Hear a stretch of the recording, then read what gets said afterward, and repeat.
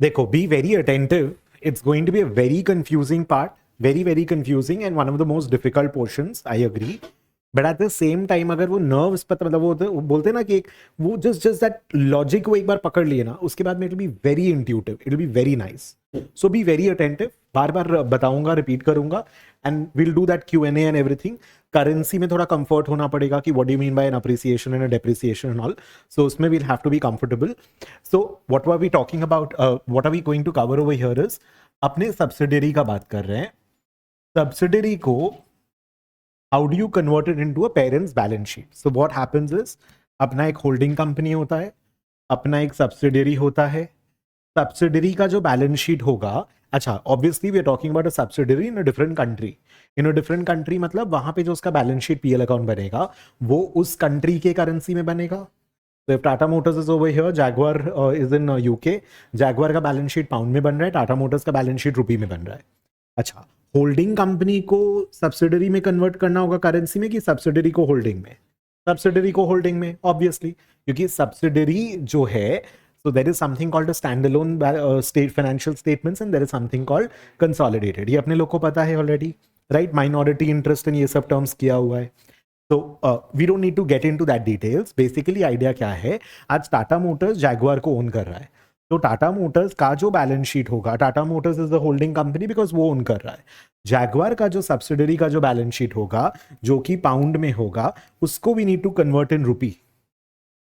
एक तरीके से हम लोग बैलेंस शीट जहां टाटा मोटर्स का बनाते हैं, यहां पे लिख देंगे जैगुआर का इन्वेस्टमेंट.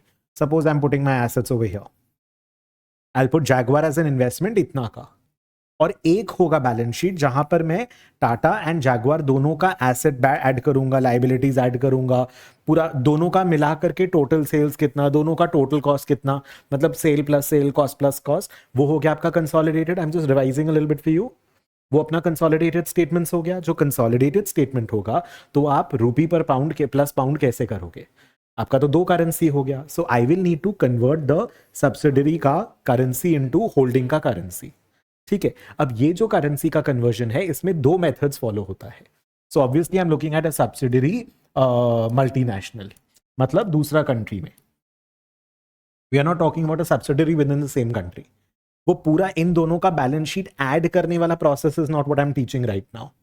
मेरे को खाली ये सब्सिडरी का जो बैलेंस शीट पीएल अकाउंट है, इसको पाउंड को रुपी में कन्वर्ट कैसे करेंगे, मेरे को अभी खाली ये चाहिए. You will first convert it into rupee, then वो रूपी वाला सब्सिडरी का balance sheet PL you will add it with holding. वो adding with holding is not what I'm bothered about. मेरा काम अभी क्या है? Multinational operations. I need to understand the currency and the multinational transactions. I need to convert the subsidiary का balance sheet PL from उसका currency into the rupee वाला currency. अब इसमें क्या है? There are two methods. One is known as the current method or the all current method, and one is known as the temporal method. और ये जो objective है ना सब्सिडरी का करेंसी को इस करेंसी में स्टेट करना, that is translation. So we are calling it translation. We are trying to translate the subsidiaries balance sheet PL account into another currency, that is called translation. अब ये method जो है, current method, temporal method, it is going to be little confusing. Will do it in a such a way, बहुत easy होगा क्योंकि हम लोग खाली मैं बताऊंगा, वो कराऊंगा तो तुम लोग को बहुत इजी लगेगा लॉजिक वाइज. एंड लेकिन एक मिनट भी ध्यान नहीं हटना चाहिए, फोन हाथ मत लगाना आज, ठीक है? And at the same time, लेकिन कहां पे यूज करोगे करंट मेथड, टेम्पोरल मेथड, उसमें एक थोड़ा सा कैच है. वो catch is basically what I want you all to understand. So अभी से फॉर एग्जांपल कंट्री इंडिया लेते हैं, जैगुआर ही लेते हैं एक बार, and Jaguar is in UK. India ऊपर लिखता हूं, Tata Motors. Okay, I am back to one of my favourites, old favourites actually. आजकल इतना तो नहीं है, मतलब it's a good stock but not invested as much. India Tata Motors है, यूके में जैगुआर है.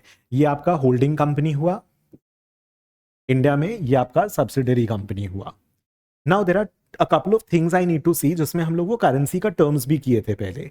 एक था अपना लोकल करेंसी, एक था पहले प्रेजेंटेशन या रिपोर्टिंग करेंसी, आरसी लिख रहे थे शायद उसको, एंड उसके बाद फंक्शनल करेंसी था, और उसके बाद में लोकल करेंसी था. रिपोर्टिंग करेंसी और presentation currency is very very simple. ये तो अपना जो होल्डिंग कंपनी है उसका करेंसी हो गया. सो उसमें तो there is no doubt.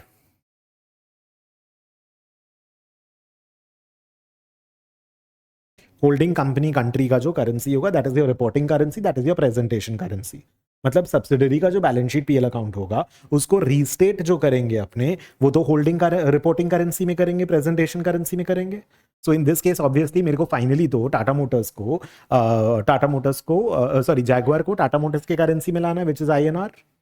So this is going to be your presentation currency over here is INR. बोलो, is this okay? Now the question is ये functional currency और local currency में ना थोड़ा झोल है, थोड़ा प्रॉब्लम, झोल मतलब थोड़ा डाउट है, थोड़ा confusion है. Now the problem is I have to teach you this and the methods दोनों पता चलेगा तब पूरा properly connect कर पाओगे. Let's understand. So जैगवार में, so the question is functional local currency तो जिस भी कंट्री का बात कर रहे हो उसका करेंसी लोकल करेंसी हो गया. तो अभी यूके का लोकल करेंसी क्या, पाउंड. अभी जैगवार जाकर के चाइना में बेच रहे गाड़ी. अब जैगवार अगर एक और सब्सिडरी खोल लिया चाइना में तब, और अगर से फॉर एग्जांपल यूके में आपने खाली कंपनी ठप्पा लगाने के लिए खरीदा है, there lot of people who do that, tax and all को मैनेज करने के लिए आप एक कंपनी खोल लिए ऑन पेपर खाली, लेकिन एक्चुअल में आप सपोज यूके में आपका हेड ऑफिस बिठा दिया खाली 4 जन को, and they are buying raw material, factory भी आपका चाइना में और गाड़ी बेच भी रहे हो चाइना में. सो इन दैट केस तो वो तो खाली नेम सेक हो गया. फंक्शनल मतलब purchases, sales etcetera. Functional currency क्या हुआ, चाइनीज की पाउंड, चाइनीज. लेकिन अगर आप you are taking the decisions in UK, you are manufacturing in UK, maybe you are selling the car in China also, you are exporting and selling, in that case functional currency क्या हुआ, इन that case pound हो गया, UK का currency हो गया functional. तो functional currencies जहां पर आप मेजर डिसीजंस लेते हो, that is predominantly when we say in, इससे चालू करता हूं, ऑपरेटिंग, इन्वेस्टिंग एंड फाइनेंसिंग,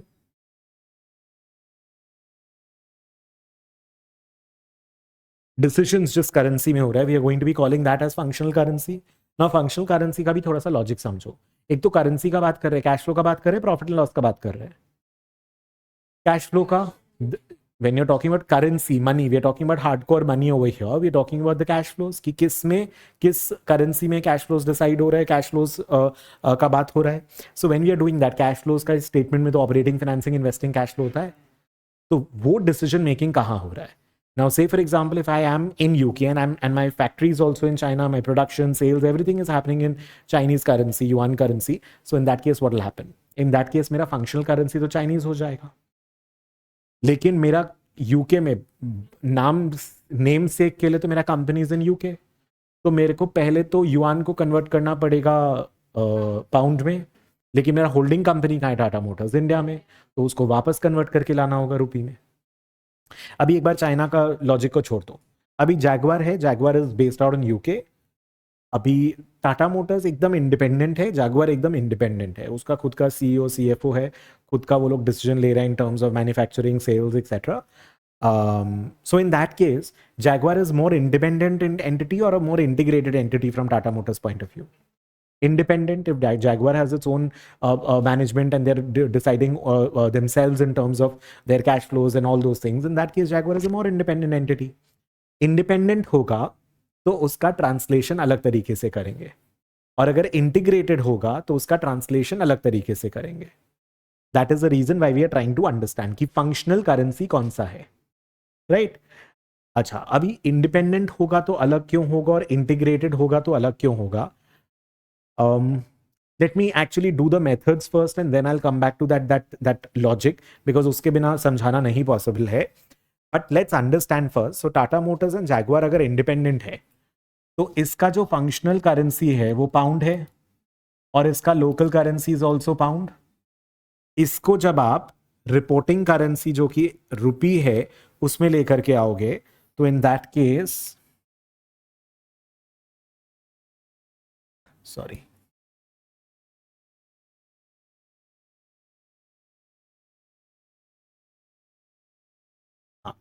तो इसका जब रिपोर्टिंग करेंसी में लेकर के आएंगे तो in that case the method is going to be the current method. ठीक है. So Tata Motors is the parent company. जो पेरेंट कंपनी है उसका करेंसी इज रिपोर्टिंग करेंसी. तो if we are looking at a independent subsidiary, and obvious सा बात है, Jaguar can also do sales in 25 different countries. वो जो कंट्री के साथ आप इंपोर्ट एक्सपोर्ट कर रहे हो वो तो फिर आपका ट्रांजैक्शन एक्सपोजर हुआ. Are you understanding? Transaction is जब आपका import export one time. Translation कब हो रहा है? When there is a holding subsidiary relation, क्योंकि आप उस कंपनी को होल्ड कर रहे हो, उसको तो आपको अपने बैलेंस शीट में ट्रांसलेट करके उसको एड अप करना है, कंसोलिडेट करना है. तो देयर इट इज ट्रांसलेशन, क्योंकि वही बैलेंस शीट पीएल अकाउंट जो आपका सब्सिडरी का है, you need to translate it into a different currency and then consolidate with your own financial statements.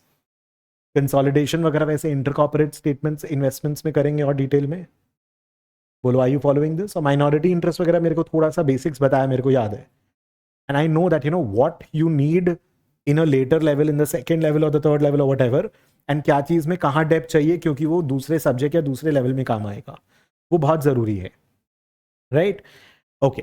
So continuing with this, so Tata Motors है, Jaguar है. अब से for example let me just take the same companies. What if Tata Motors is there? What if they are integrated? What if they are integrated? Integrated का मतलब क्या हुआ? Tata Motors है, UK है, वो नाम का सब्सिडरी है.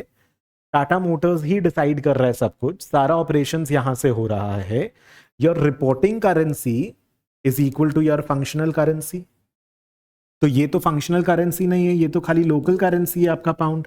जो आपका रिपोर्टिंग करेंसी रुपी है वही फंक्शनल करेंसी है. मतलब एक बार इमेजिन करो, मैंने यूके में एक फैक्ट्री खोला, वहां पर मैन्युफैक्चर हो रहा है, वहीं से पूरा वर्ल्ड वाइड एक्सपोर्ट कर रहा हूँ, सेल कर रहा हूँ. That was the first example. Second example में मैं क्या कर रहा हूं?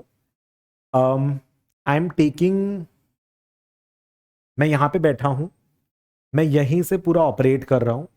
मैंने वहां पर एक कंपनी खोल करके रखा है जहां पर आई एम सेइंग कि अच्छा ठीक है, ये वाला परचेज करो, इस कंट्री से लेकर के आओ, इधर सेल करो, या मतलब the control is over there. So let me take another example.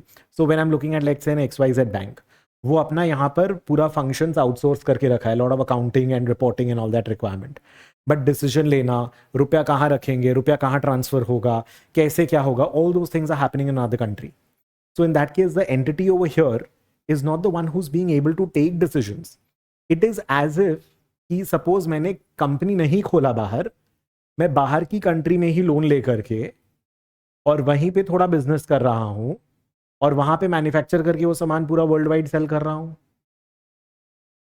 Another example, तुम केमन आइलैंड में वो खोल दिए ऑफिस, लेकिन अल्टीमेटली तुमने मतलब वो तो पहला वाला, हाँ पहला वाला एग्जाम्पल होगा केमन वाला.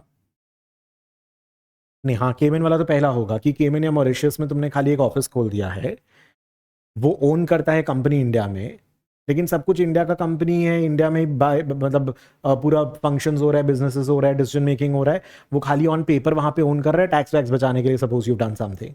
तो in that case it is an independent subsidiary. But if say for example मैं यहाँ बैठ करके I am doing business with another country XYZ, suppose तुमने सब्सिडरी नहीं क्रिएट किया, मेरे को यूएस में कुछ बिजनेस करना है, मैंने वहां से थोड़ा अमाउंट ऑफ लोन लिया, यहां से कुछ पैसा लगाया एंड उसको लेकर के वहां कुछ बिजनेस कर रहा हूं, but I am controlling 100% from here. It is as good as not owning the subsidiary and doing business. It's as good as कि मैंने $1 लाख यूएस का लोन लिया, $2 लाख अपना लगाया और वो 3 लाख से वहां से कुछ बिजनेस कर रहा हूं temporarily. You understanding the idea?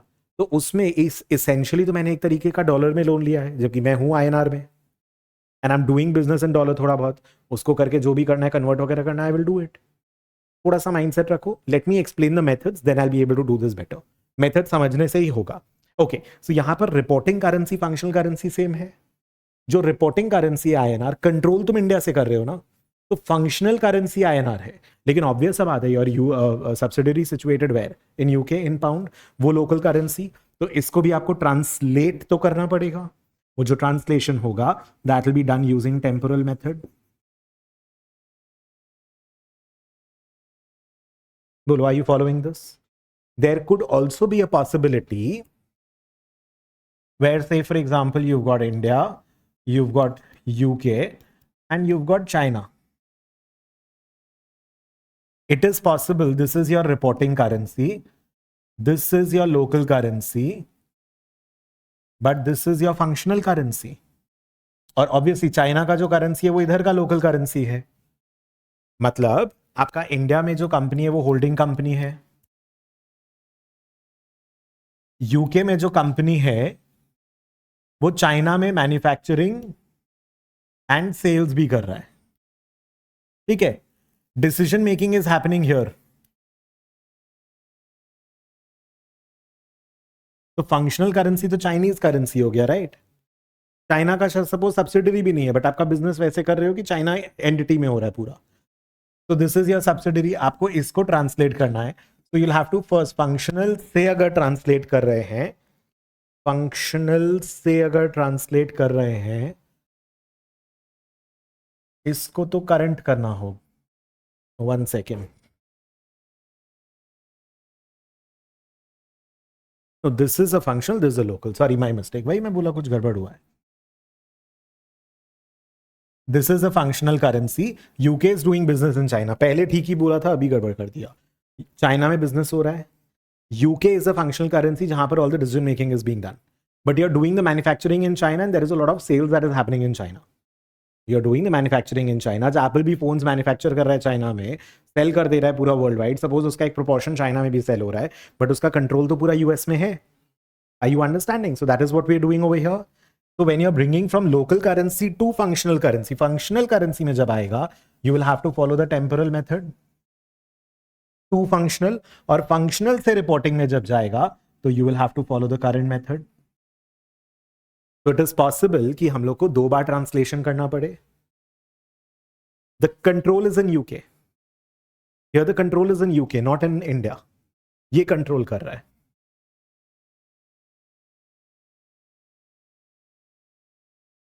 Control is in UK. वो मैं उल्टा लिख दिया था. Control is in UK. Now is it okay? So when you're moving from local to functional, we do temporal. Then we are moving from functional to reporting currency, we do current. तो functional क्या है वो important है. मतलब functional में आएगा तो temporal है, और functional से जाएगा तो current है. If this is okay for you. And most likely we might have to do only one translation. बोलो, are you following this? I know ये अभी current लिखे हैं, temporal लिखे हैं, कुछ समझ में नहीं आ रहा what is current, what is temporal. When I'll do the methods, when we get into the analysis, when we see कि अगर appreciation हो रहा है currency का, depreciation हो रहा है currency का, तब मेरा फायदा हो रहा है, नुकसान हो रहा है, ratios कैसा होगा, financials कैसा होगा, what is the impact of this translation, then you will start enjoying this part. अभी एक बार just take this much. इसका पहला स्लाइड कुछ था क्या?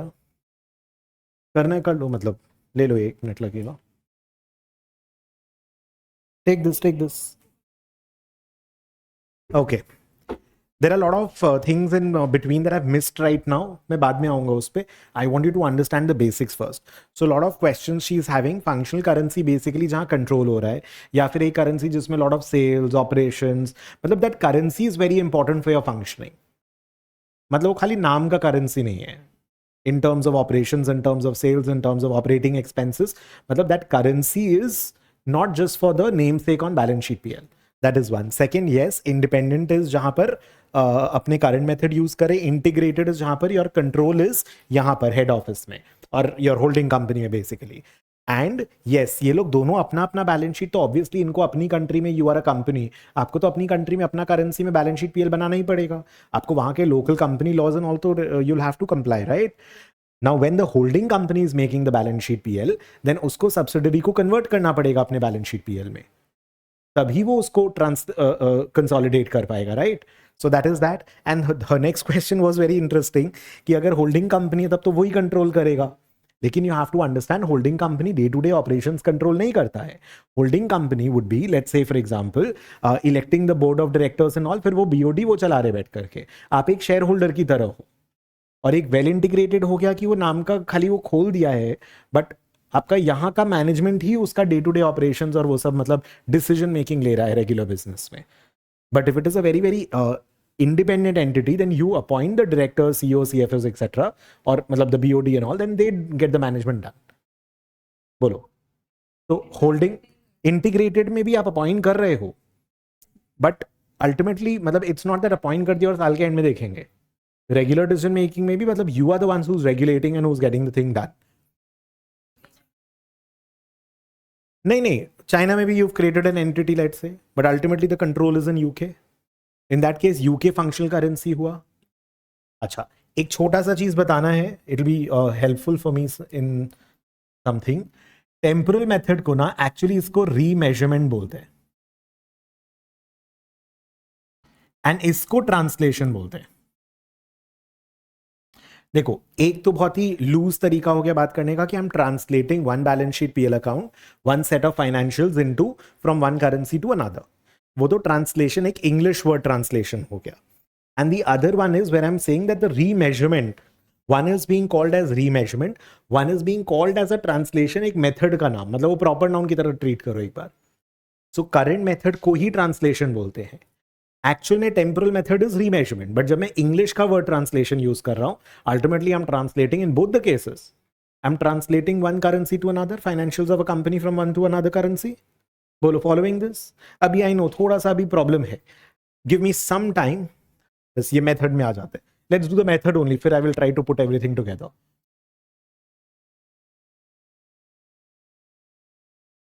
कुछ मत लिखना, खाली ध्यान दो, I give you time.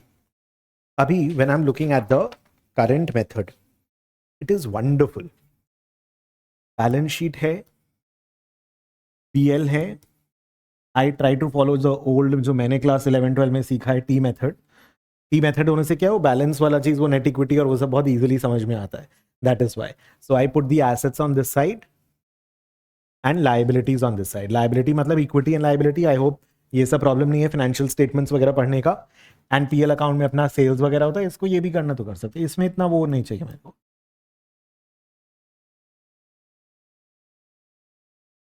You have your sales, you have cost and then you have net profit. Assets में अपने पास फिक्स्ड एसेट्स है, करंट एसेट्स है, अपने पास लायबिलिटीज है और अपने पास इक्विटी है. राइट नाउ ये जो है ये सारा का सारा सब्सिडरी का है. All these are from the subsidiaries. We are looking at a current method. Now I need to translate all of this entire financial statement into my currency as in the reporting currency. ये जो subsidiary है ये integrated है कि independent है? Independent है, because I am talking about current method right now. तो this has to be an independent subsidiary. देखना इसमें क्या कर रहे हैं, दोनों मेथड कराऊंगा, फिर you will be able to understand everything. और दूसरा ना, मेरा ऑर्डर समझना होगा कि मैं किस ऑर्डर में जा रहा हूं, step wise. So first of all what I will do is I will convert the entire thing in average rate, at average rate. मैं पूरा का पूरा एवरेज रेट पे कन्वर्ट करूंगा सेल्स और कॉस्ट को. अगर आप सेल्स और कॉस्ट को एवरेज रेट पे कन्वर्ट करोगे तो automatically your net profit is going to be at average rate. Sorry I did not tell you average rate क्या है. तो let's say this is beginning of year, ये end of year है. अब यहां पर बैलेंस शीट पीएल बना रहे हो, पीएल तो इस पीरियड के लिए है. PL is created for a period, for a particular period of time. Balance sheet is created as on date. Right, ये अपने को पता है. ये जो आज का एक्सचेंज रेट होगा उसको करंट रेट बोलेंगे. ये आज का डेट का रेट है. आज एक्सचेंज रेट क्या है, 31 मार्च. इसका 31 मार्च को जो बैलेंस शीट पीएल होगा सब्सिडरी का, उसको मैं होल्डिंग का भी तो सेम 31 मार्च का बैलेंस शीट पीएल में ऐड करूंगा. और जो पीएल अर्न हो रहा है वो ओवर द ईयर अर्न हो रहा है. Why are we saying it like that? Because पूरे साल में सेल्स किया होगा, पूरे साल में कॉस्ट बेयर किया होगा, मैन्युफैक्चरिंग किया होगा, सैलरीज पे किया होगा, पूरे साल में प्रॉफिट जनरेट किया है. अलग अलग एक्सचेंज रेट पे परचेजेस किया होगा, अलग अलग एक्सचेंज रेट पे सेल्स किया होगा. करेक्ट. तो या पीएल अकाउंट, ये जो रेट होगा इस पीरियड का, that is the average exchange rate. That is the exchange rate on an average over the year. Right. ये बिगिनिंग ऑफ द ईयर का एक्सचेंज रेट हो सकता है. और सपोज आपने कोई प्रॉपर्टी प्लांट इक्विपमेंट यहां पे खरीदा, तो ये सब, ये जो ओल्ड रेट्स होगा वो हिस्टोरिकल रेट्स हो सकता है, उसको हिस्टोरिकल या हिस्टोरिक रेट्स बोलेंगे. अब एक हिस्टोरिकल रेट नहीं होगा, वो अलग अलग दिन पे होगा. प्लांट यहाँ पे खरीदा, यहाँ पे कुछ किया, यहाँ पे कुछ किया, यहाँ पे सपोज बहुत बड़ा परचेज किया. बोलो got it. Beginning of the year का भी exchange rate I can have it available, that is last year का एंड ऑफ द ईयर का rate, so we can have different exchange rates. Now question तो यही हो रहा है ना कि exchange, one question is कि when I'm translating तो कौन से exchange rate पे करूँ, that is one. Second question is वो exchange rate जो use करूँगा उसके कारण मेरा तो कुछ ना कुछ फॉरेन करेंसी ट्रांसलेशन करने के कारण, ट्रांजैक्शन नहीं ट्रांसलेशन करने के कारण, under either of the methods, whether it's a translation और वेदर इट्स अ रीमेजरमेंट, वो मेरा जो पीएल आएगा उसको कैसे और कहाँ और क्यों रिकॉग्नाइज करूँ, राइट? बहुत क्वेश्चंस है तुम लोग के दिमाग में, I know, so don't worry, it's going to all add up together. Now what I am saying is it's a current method, it's an independent subsidiary, वो अपना में कर रहा है सब कुछ. उसका जो पीएल अकाउंट है वो सारा का सारा sales cost, inventory, cost of goods sold, salaries, other expenses, depreciation भी. Maybe I have bought plant and machinery 7 years back, तो प्लांट एंड मशीनरी को तो रोज नया कॉस्ट पे नहीं दिखाते, वो तो 7 years का पुराना कॉस्ट होगा, तो उसको तो 7 years पुराना जो कॉस्ट था उसी पे डेप्रिशिएट हो रहा है, तो I should ideally use a पुराना एक्सचेंज रेट, बिकॉज मैं इस साल का तो प्राइस पे नहीं दिखा रहा हूँ, तो हिस्टोरिकल कॉस्ट पे दिखा रहा हूँ प्लांट मशीनरी को, but still I am going to be depreciating everything on the average rate, every single thing is at the average rate, depreciation सब कुछ, इसमें कुछ सोचने का ही नहीं है. ऑब्वियस सा बात है, अगर सेल्स एवरेज रेट पे, सारे के सारे कॉस्ट एवरेज रेट पे, तो नेट प्रॉफिट भी तो एवरेज रेट पे कन्वर्ट हुआ ना. तुम्हारा ये डेटा ही करेंसी है, ये तुम्हारा लोकल करेंसी है ये डेटा, तो this into average rate, this into average rate, this into average rate करोगे तो सेल्स माइनस कॉस्ट जो होगा, जो नेट प्रॉफिट होगा, वो भी तो इनटू एवरेज रेट ही होगा ना बाय डिफॉल्ट. बोलो क्लियर? ओके. अच्छा, ऑब्वियस सा बात है, sales minus cost is your net profit, after conversion also your sales minus all the cost has to be equal to net profit, your equations have to tally, your balance sheet will have to tally. Okay, अभी balance sheet देखते हैं. Balance sheet का ये सारा कुछ current rate, in fact let me write full form, थोड़ा और easy होगा अब्सॉर्ब करने में. बैलेंस शीट का सारा एसेट करंट रेट पे करूंगा, 31st of March, end of the year का date, as on date for the year.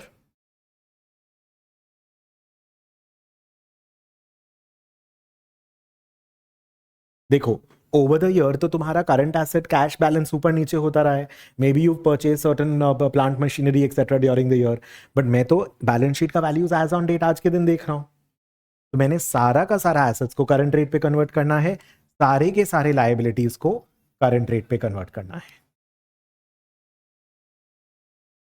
अभी देयर इज अ प्रॉब्लम. अच्छा, बाय द वे, ये भी करंट रेट हो जाएगा, क्योंकि वरना बैलेंस शीट कैसे टैली करेगा यार.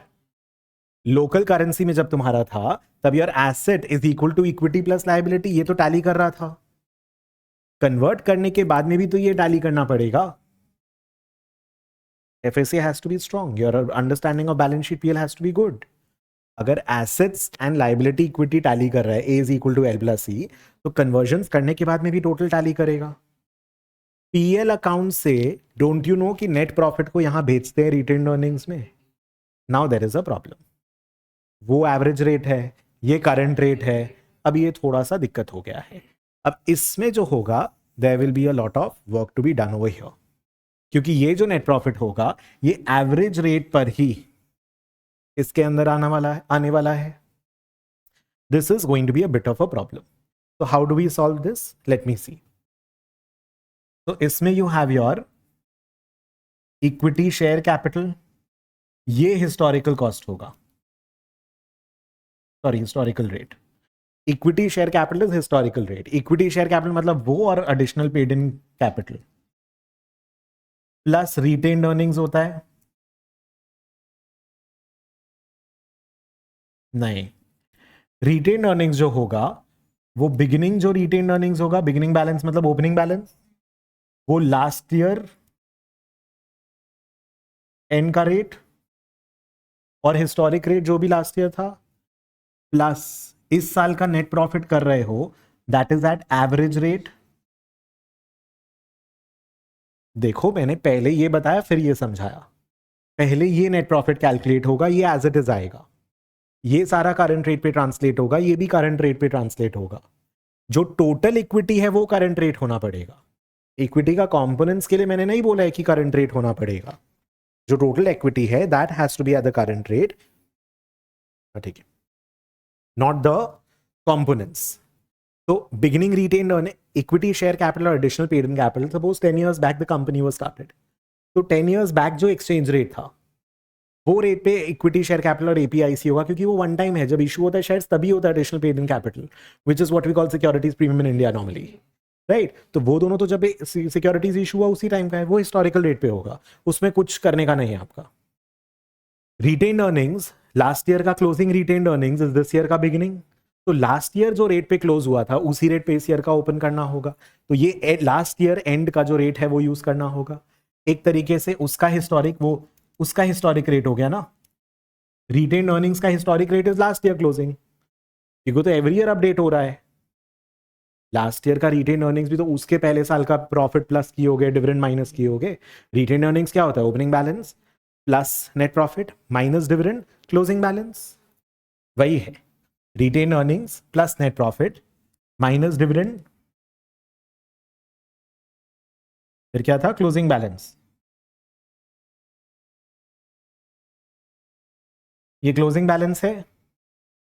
आई नो यू कंफ्यूज, तो एक मिनट दे दो खाली। डिविडेंड जो होगा, डिविडेंड डिक्लेरेशन डेट का रेट, ये पूरा खिचड़ी हो गया। जिस दिन डिविडेंड डिक्लेयर की हो, क्योंकि उसके हिसाब से यू विल हैव टू मोर और लेस पे द डिविडेंड, तो डिविडेंड जिस दिन डिक्लेयर हुआ है उस दिन जो भी एक्सचेंज रेट चल रहा था उसके हिसाब से भी लज्यूम। आई नो कि पेमेंट डेट पे थोड़ा बहुत ऊपर नीचे हो सकता है, बट वो मोर और less with in a very short span of time पे हो जाता है। अभी ये जो क्लोजिंग बैलेंस रिटेन्ड अर्निंग्स का आएगा, I will get a number over here, but ये मैच तो नहीं करेगा टोटल इक्विटी से। This is not going to match with the total equity, right. ये टोटल इक्विटी से मैच नहीं करेगा ऑब्वियसली। टोटल इक्विटी क्या होना था? ये आंसर आना ही था। Now what happens is, so ये जो बैलेंसिंग फिगर होगा टोटल इक्विटी और इसका, that is cumulative translation adjustment, this closing balance. So actually इसमें रुको, फिर I will do the translation method on different page. I wanted to do it on same page to show you something. ये closing balance, तो this is one, this is your retained earnings, इसका ये balance use होगा। आपका total equity जो है that has to be at current rate, इसमें आप कुछ डिबेट नहीं कर सकते वरना बैलेंस शीट टैली नहीं होगा। ये जो बैलेंसिंग फिगर है that is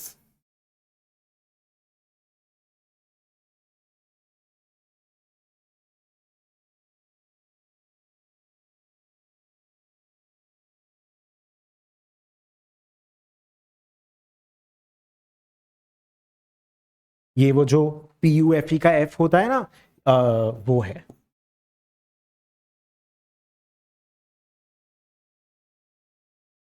pension adjustments, unrealised gain from available for sale securities, foreign currency translation gains and losses, effective portion of cash flow hedges, जो अदर कॉम्प्रिहेंसिव इनकम है जो हम लोग PL के थ्रू नहीं करना चाहते, जो हम लोग डायरेक्ट टू इक्विटी एडजस्टमेंट करना चाहते हैं, ये वो वाला पार्ट है। अब समझ में आया क्यों लेवल 1 में ये सब चीज कराता हूं इतना अच्छे से? Getting it? So what have we done? ये एक्चुअली ज्यादा इजी है, टेम्परल मेथड में तुम लोगों को ज्यादा कंफ्यूजन होगा। सुनो, PL as it is average rate पे ट्रांसफर कर दिया, एवरेज रेट पे जो PL आएगा वो इसमें घुसा देंगे, सारा एसेट करंट रेट, सारा लायबिलिटी करंट रेट, तो टोटल इक्विटी जो होगा वो करंट रेट ही होगा। अब इक्विटी के अंदर क्या हो रहा है? इक्विटी के अंदर तुम्हारा पहले का share capital, additional paid in capital है, वो हिस्टोरिक रेट है। जो रिटेन अर्निंग्स में नेट प्रॉफिट आएगा वो तो एवरेज रेट पे ही आएगा, there is no doubt. Dividend जब डिक्लेयर कर रहे हो उसके हिसाब से कर दो। रिटेन अर्निंग्स का क्लोजिंग बैलेंस भी मिल जाएगा। रिटेन अर्निंग्स का ओपनिंग बैलेंस किस रेट पे होगा? वो लास्ट ईयर का क्लोजिंग जो रेट था उसके हिसाब से, मतलब लास्ट ईयर का 31 मार्च का rate is the opening balance retain earnings के लिए। लास्ट ईयर का जो क्लोजिंग, लास्ट ईयर का जो 31 मार्च का डेट था या 31 दिसंबर if you are using a calendar year, उस दिन का जो एक्सचेंज रेट है उस पे बिगिनिंग रिटेन अर्निंग्स है। क्योंकि क्लोजिंग रिटेन अर्निंग्स तो पता ही है, वो तो लास्ट ईयर का बैलेंस शीट से क्लोजिंग मिल गया, वही नंबर ले रहे हैं यहाँ पे, plus net profit average rate. Net profit average rate है, dividend is on declaration rate. ये जो क्लोजिंग होगा यही अमाउंट नेक्स्ट ईयर का ओपनिंग करना पड़ेगा ना इसको। ये अमाउंट नहीं होगा, लेकिन ये जो क्लोजिंग होगा इसको आज जो एक्सचेंज रेट है नेक्स्ट ईयर के लिए, तो वो 1 ईयर पहले का एक्सचेंज रेट हो गया ना. Will do a sum also, don't worry. तो ये क्लोजिंग बैलेंस हुआ. अब ये जो होगा आपका, this is not going to be equal to the total equity as per current rate method. This is not going to be equal to the total equity as per current rate method. जो gap आ रहा है वो cumulative translation adjustment loss है. बोलो, are you following this? आज से for example इस साल ये बैलेंस निकल के आता है 50, नेक्स्ट ईयर यही बैलेंस निकल के आता है 70. इसका मतलब उस साल का ट्रांसलेशन गेन लॉस इज 20. इस साल का अगर क्यूम्युलेटिव, इसीलिए the word cumulative is there, cumulative translation adjustment for currency. Cumulative translation adjustment, adjustment किस चीज का? ट्रांसलेशन का. जो करेंसी का ट्रांसलेशन कर रहे हो, जो क्यूमुलेटिव ट्रांसलेशन एडजस्टमेंट है वो लास्ट ईयर 50 था और इस साल अगर 70 है, that means there is an increase of 20. बोलो. और अगर ये नंबर पॉजिटिव है मतलब प्रॉफिट है, क्योंकि इक्विटी साइड है. अगर ये नेगेटिव एडजस्टमेंट हुआ तो ये लॉस है. इक्विटी साइड हो गया ना. इक्विटी में जनरल रिजर्व ऐड कर रहे हो, नेट प्रॉफिट ऐड कर रहे हो ना, प्रॉफिट होने से लॉस होगा वो तो माइनस हो जाएगा. बोलो, are you getting the idea? Are you understanding this? आपको लास्ट ईयर का रिटेन्ड अर्निंग्स जनरली दिया हुआ रहेगा. इनफैक्ट इसको छोड़ दो, इसको ये क्या रेट था उसको मत करो.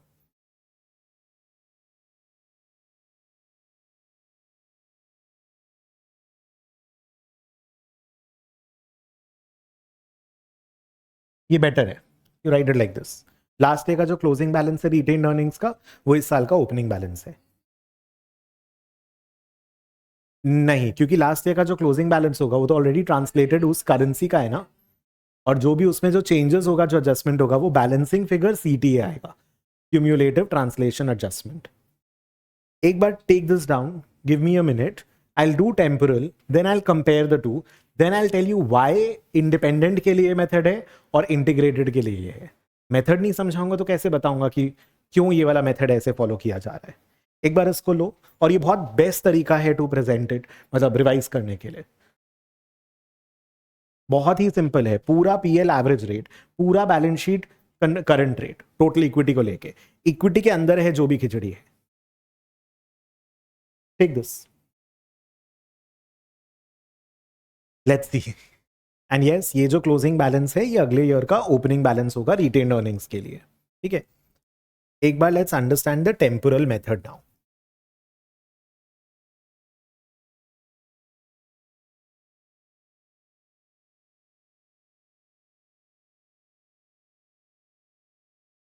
Temporal method, again we have the balance sheet, we have the PL account. Balance sheet में अब यहां पर एक छोटा सा एक्स्ट्रा एक कॉन्सेप्ट समझना होगा, मॉनेटरी एसेट्स एंड लायबिलिटीज.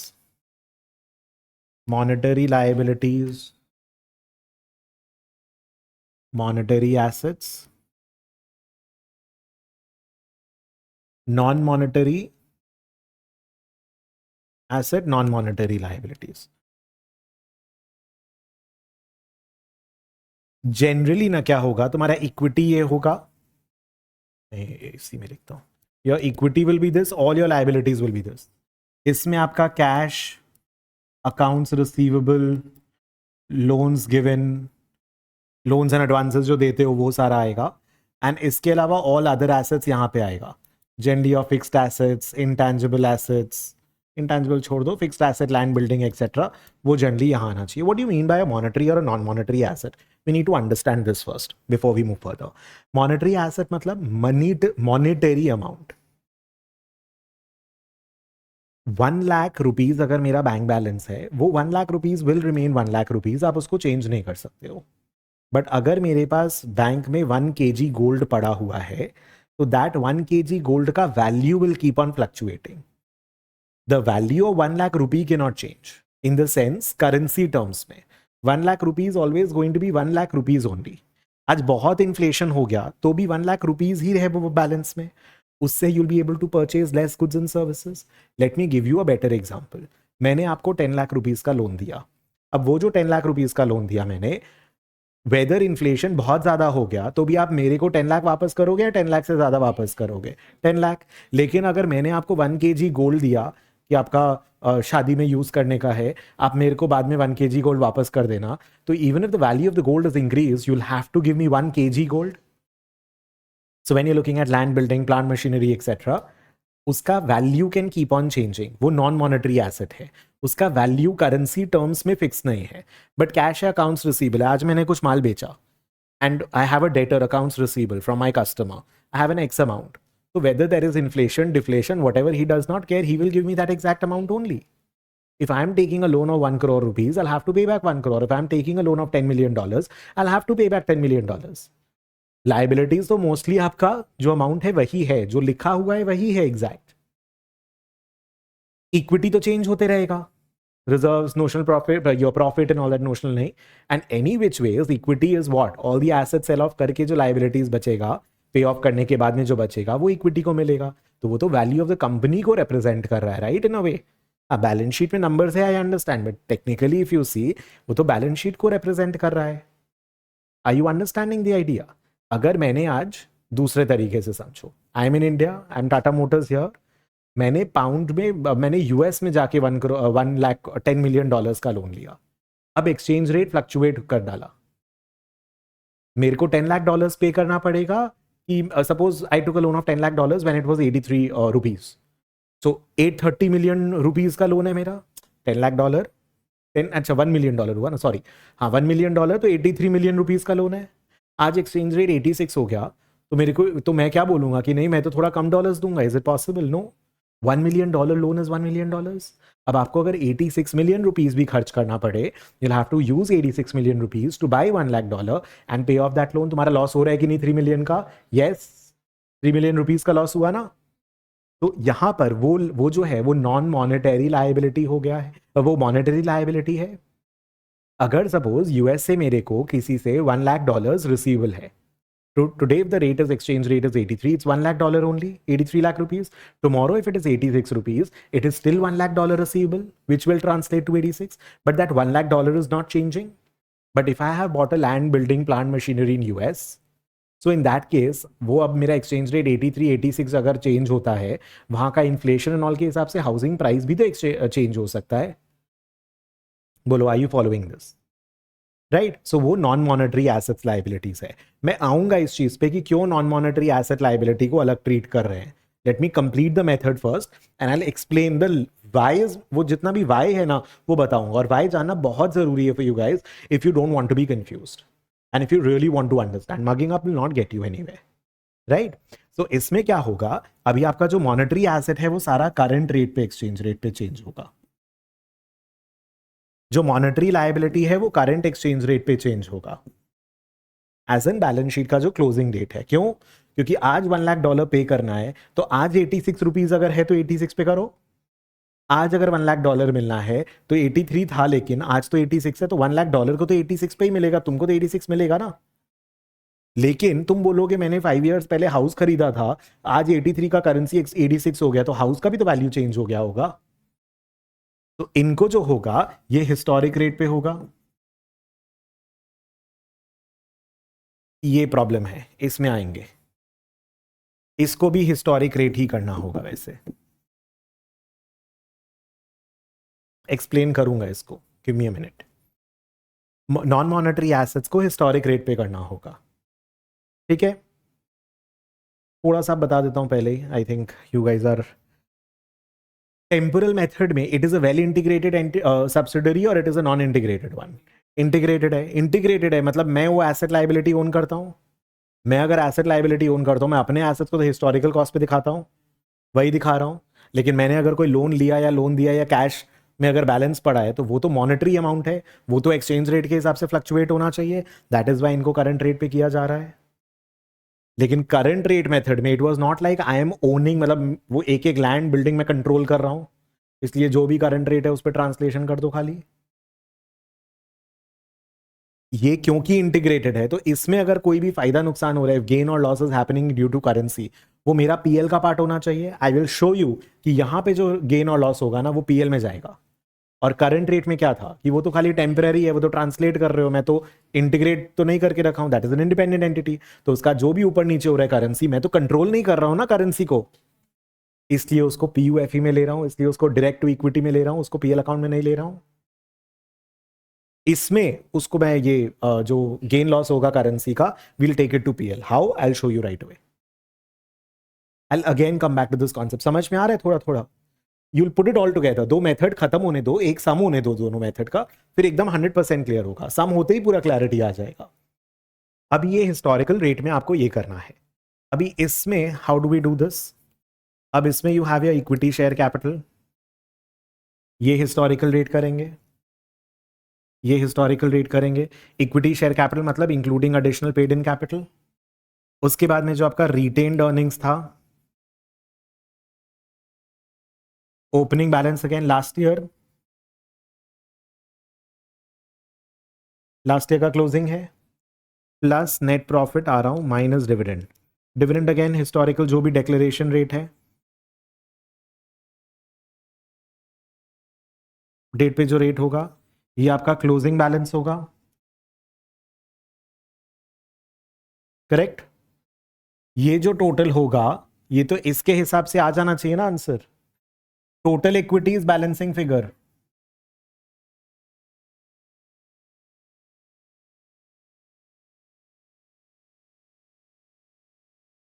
जब इसको करंट रेट, इसको हिस्टोरिक और इसको करंट पे करोगे तो टोटल इक्विटी बैलेंसिंग फिगर नहीं आएगा। If I am converting all this and all of this, then इसका टोटल बैलेंसिंग फिगर नहीं आ जाएगा। ये बैलेंसिंग फिगर अगर पता है तो ये वाला बैक कैलकुलेट होगा। सॉरी,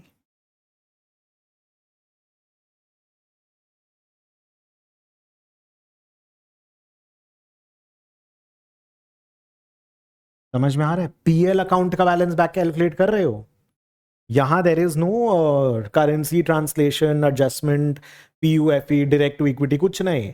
नेट प्रॉफिट यहां से निकाल रहे हैं बैलेंस शीट से। बैलेंस शीट से टोटल इक्विटी पता है, टोटल इक्विटी में equity share capital additional paid in capital historical rate पे, ओपनिंग बैलेंस रिटेन अर्निंग्स का लास्ट ईयर का बैलेंस है वो मिल जाएगा, plus net profit minus dividend. Dividend जो भी डिक्लेयर हुआ है वो जिस दिन डिक्लेरेशन डेट होगा उसके हिसाब से उसका रेट होगा। दिस मतलब this minus this is this total equity minus equity share capital paid in capital is your retain earnings total. और टोटल रिटेन अर्निंग्स अगर पता है और opening plus net profit minus dividend is closing, तो net profit back calculate नहीं हो जाएगा। Net profit back calculate हो रहा है यहां पर। वहां पीएल से बैलेंस शीट आए थे, यहां बैलेंस शीट से पीएल जाएंगे। PL is a second step here. बोलो, are you getting it? Following this? अब पीएल अकाउंट कैसे होता है, लेट्स सी।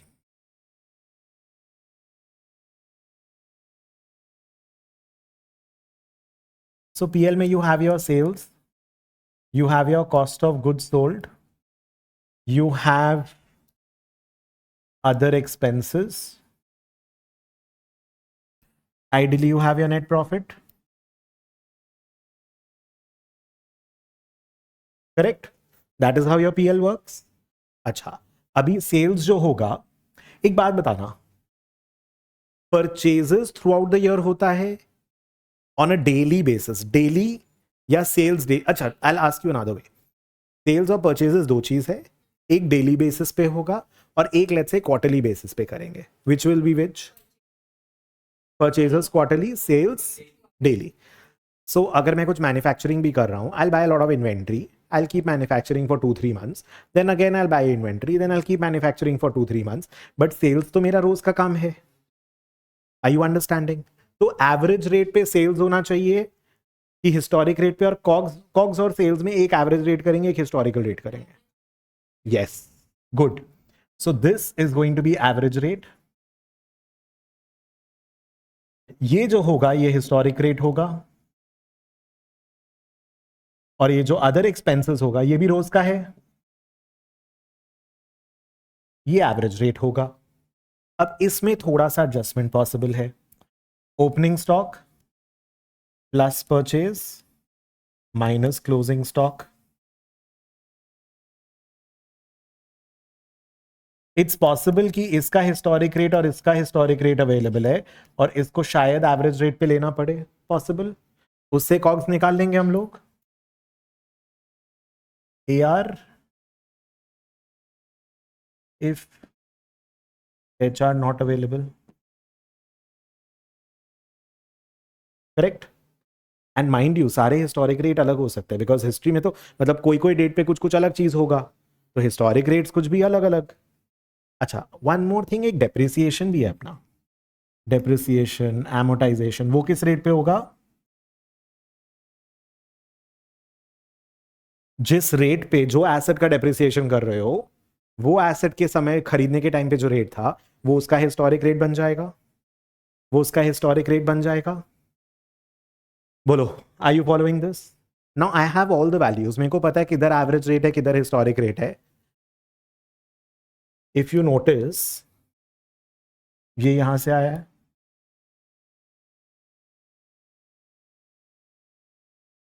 तो फाइनल नेट प्रॉफिट ये निकालना है। These are the values you have, there is a balancing figure,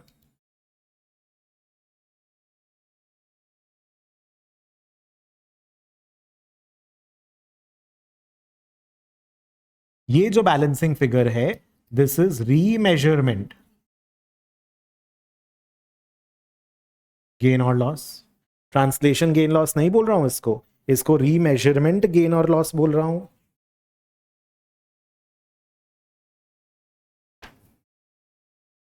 this is remeasurement gain और लॉस। तुमको एक टोटल मारना है, यहां पे टोटल मार दो, profit before remeasurement gain loss, profit after remeasurement gain loss.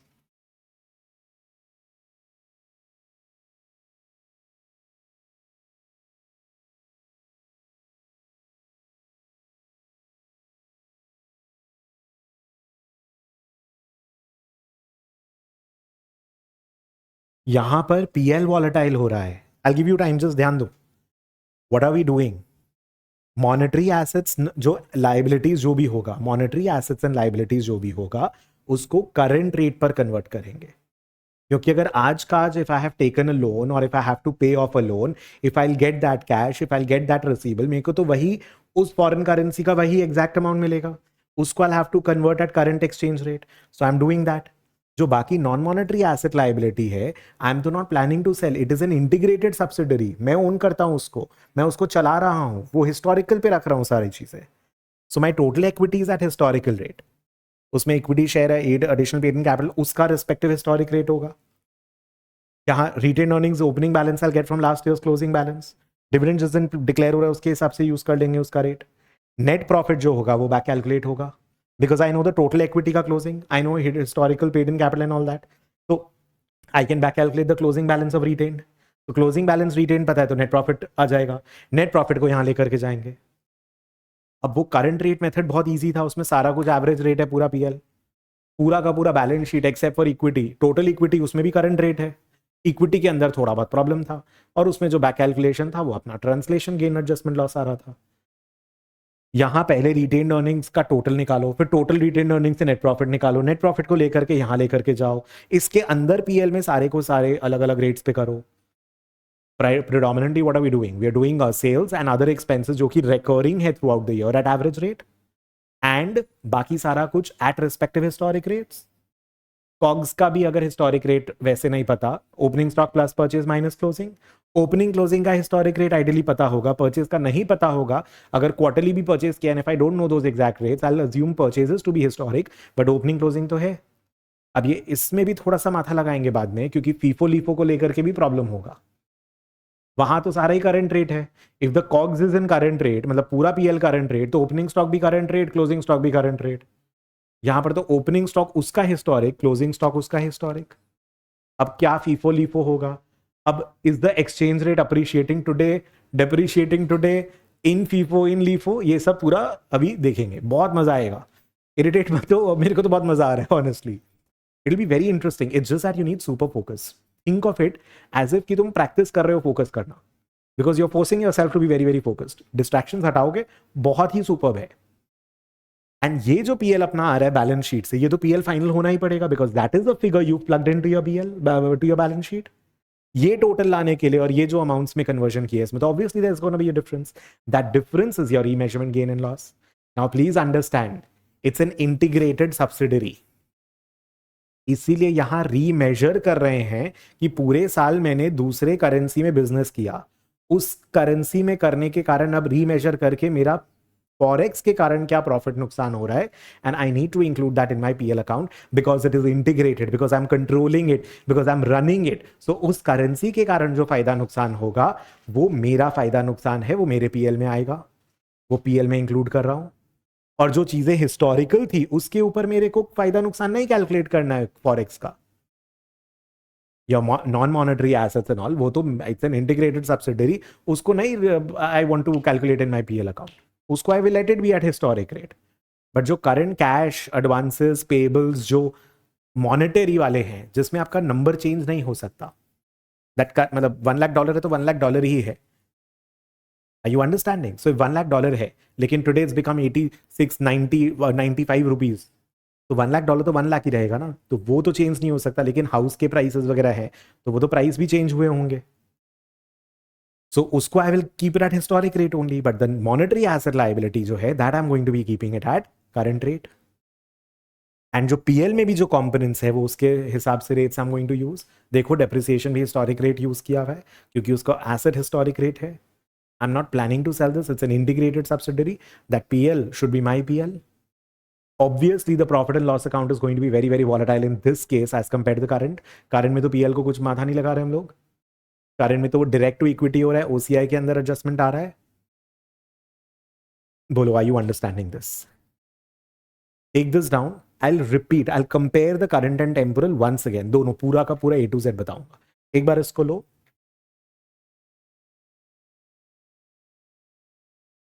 Let's see again. So basically what we are looking at is एक फंक्शनल करेंसी है, एक रिपोर्टिंग करेंसी है, एक लोकल करेंसी है. रिपोर्टिंग करेंसी जिसमें आपका होल्डिंग कंपनी है, parent company है, उसको प्रेजेंटेशन या रिपोर्टिंग करेंसी बोल रहे हैं बिकॉज उसमें अपना कंसोलिडेटेड फाइनेंशियल स्टेटमेंट्स प्रेजेंट होता है. जो सब्सिडरी है of course we are talking about a cross border subsidiary. वो सब्सिडरी का जो फाइनेंशियल स्टेटमेंट्स होगा वो वहां की लोकल करेंसी में होगा, उसको ट्रांसलेट करना है मेरे को into my reporting currency. Now how do I translate that? Do I use the current method and translate it, or do I use the temporal method and remeasure it? ठीक है. Now वो कैसे decide होगा? Based on functional currency, कि which is the functional currency. So where do you operating from? What is the primary currency that drives sales or cost or factors, business decisions and all of those things? उसके basis पे functional currency decide हो रहा है. अगर reporting currency ही functional currency है मतलब ये integrated subsidiary है, क्योंकि जो पेरेंट है वही फंक्शनल करेंसी अगर है, वही कंट्रोल कर रहा है, तो ये तो इंटीग्रेटेड सब्सिडरी हो गया. In that case we'll follow the temporal method and remeasure. क्यों रीमेजर कर रहे हैं? क्योंकि इन दैट केस मैं ही ओन कर रहा हूं, तो अब वो करेंसी के हिसाब से जो भी पीएल हो रहा है वो मेरा पीएल हो रहा है. And when I am looking at the end when I am looking eight company, जो पेरेंट कंपनी है वो बहुत ही इंडिपेंडेंट एक सब्सिडरी, आप कंट्रोल नहीं कर रहे हो. इन दैट केस मेरे को खाली अपना कंसोलिडेटेड स्टेटमेंट बनाने के लिए I need to translate the PL and balance sheet and all. उसको मैं कंट्रोल नहीं कर रहा हूँ. सो इंडिपेंडेंट सब्सिडरी के केस में we are using the current method और the all current method, whatever we call it. Current method कैसे यूज होगा? So in case of independent subsidiary where the functional currency is not equal to the reporting currency, right? So functional currency is not reporting. कुछ cases में वो भी हो सकता है where you need to first use temporal to come to the functional, then functional to reporting में again the current method. That is also possible. We will not have to do it.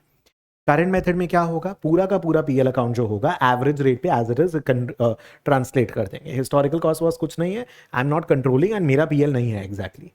उसके बाद में जो balance sheet होगा उसमें सारे assets को current method rate पे और लायबिलिटी को करंट एक्सचेंज रेट पे ट्रांसलेट कर देंगे as on balance sheet date. So total equity जो है वो भी बाय डिफॉल्ट करंट रेट पे ट्रांसलेट हो रहा है. टोटल इक्विटी के अंदर जो equity share capital and all था, लेकिन वो मैंने जब इन्वेस्ट किया होगा उस समय हिस्टोरिकल कॉस्ट कुछ रहा होगा. तो एनीवेज वो हिस्टोरिकल कॉस्ट पे we'll have to measure. Plus net profit जो एवरेज रेट पे आया हुआ है.